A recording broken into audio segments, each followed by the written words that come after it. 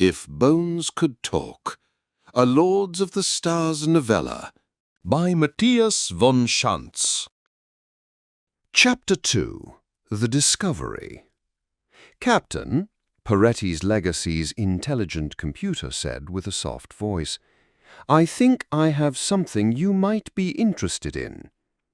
Captain Balmar stirred in his chair. "What is it, Talk?" he asked, turning his head to look at the large screen to his left. It was filled with a myriad of dots and symbols, each representing an inactive comet they were charting. At the far end of the screen, one of the dots was blinking. "I've noticed an anomalous reading in the gravity field mapping," the computer explained. "Object 256709QED appears to be significantly denser than expected." That was interesting indeed, Captain Balmar thought.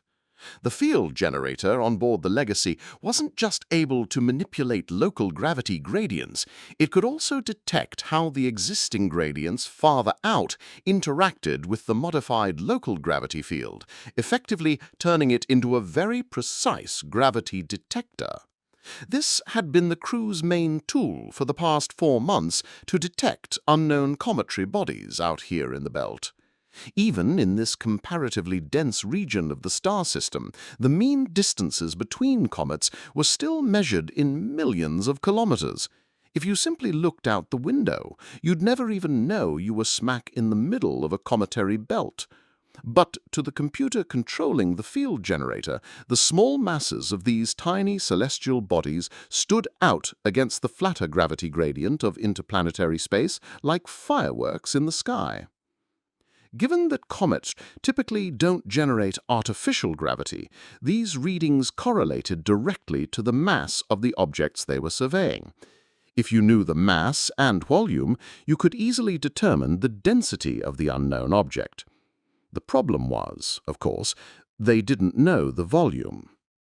"What makes you say that?" he asked, feeling both confused and excited at the same time. The computer responded without delay. "I'm mostly just guessing," it admitted. "Call it a gut feeling. But most of the comets in this part of the belt are fragments, typically less than half a kilometer in length. If I assume this object has a similar size, I can make an educated guess of its density, and it's way higher than I expected." Captain Balmar mused on that for half a minute before speaking again.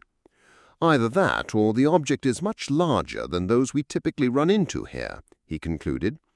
"It might be," Talk admitted. If it was offended by the captain questioning its reasoning, its voice didn't betray those feelings in the slightest. "If it's that large, we might even be able to spot it visually." "All right, here's what we'll do." Balmar wasn't fully convinced this warranted their attention yet, but looking wouldn't cost them much. "Retask the 80-centimeter Cassegrain to observe the object. If you can't see it with that, we'll take the ship in for a closer look." "Sounds like a good plan, Captain," the computer said. "I'll let you know what I see." 30 minutes later, Peretti's Legacy was on the move. As the computer had expected, the object had remained invisible, proving it was small enough to make its comparatively large mass anomalous. In other words, whatever was out there was made of metal, not ice, and an object made of metal could only mean one thing. It was a ship. If it turned out to be abandoned, it could be salvaged, providing the crew with a much-needed secondary source of income. As the Legacy drifted closer to the unknown ship, some of the crew started to gather in the observation lounge. At first, the telescope image on the screen showed nothing more than a dot of light, but as the distance decreased, details began to emerge. It was a large and elongated ship, perhaps half a kilometer from bow to stern. The damage it had sustained, large parts of its side ripped open, made it clear it was indeed abandoned. "There is no radio beacon active on the wreck," Talk informed them after listening through the radio spectrum for several minutes, "and I can't match the visual profile of the ship with any known models produced by the Terran Federation." "So it was alien," Captain Bolmar thought. He wasn't exactly surprised. If the Sun Guard or any other contractor working for it had lost such a large ship in this system, chances were they'd have heard about it by now. The question was, which of the alien races in the vicinity had had a reason to visit the Gliese 556 system? "All right," he commanded the computer, "extend the search to ships produced by all races encountered during the second expansion." That would probably take some time, as those records weren't kept on board, but the search should cover every known type of ship made within 50 light-years. If that didn't come up with a match, well then, this was big news indeed. And big news meant big money if they played their cards right. Captain Bolmar was starting to feel excited. Looking around at the gathered crew, he could see it was a feeling shared by the women and men he employed. 20 minutes later, they had their answer. "Sorry it took so long, Captain," the intelligent computer said apologetically. "The Sunmite database wasn't publicly available. I had to buy access first, and it took a little time to negotiate a reasonable price with the seller. Incidentally, I had to pay them with my own private funds, so I expect you'll reimburse me once we've salvaged the ship, eh?" "Sure, Took," answered Balmar absent-mindedly. The added expense of a few terabytes of hyperspace database access was nothing compared to the money they were about to make here. "Thank you, Captain," Tork said, the relief audible in its voice. "Well," it continued, "you'll be happy to know that I couldn't find a match to the ship's profile in any of the databases. It's not just alien, it's from a civilization the Terran Federation hasn't yet encountered." "We need to report it," his first mate interjected. She was a Terran woman in her early 30s, with short blonde hair and grey eyes that missed nothing. "Not yet," Captain Balmar cautioned. "If we report it now, the Sun Guard will just waltz in here and take over, and we won't get more than a finder's fee. Maybe not even enough to cover our losses from delaying the survey mission. I'm sure Special Agent Watanabe and his men will be all over the wreck in a matter of hours once we tell the Federation about it. That doesn't give us much time to remove artifacts from it before the military moves in. The longer we wait, the more parts we can sell off first." He knew what he was talking about.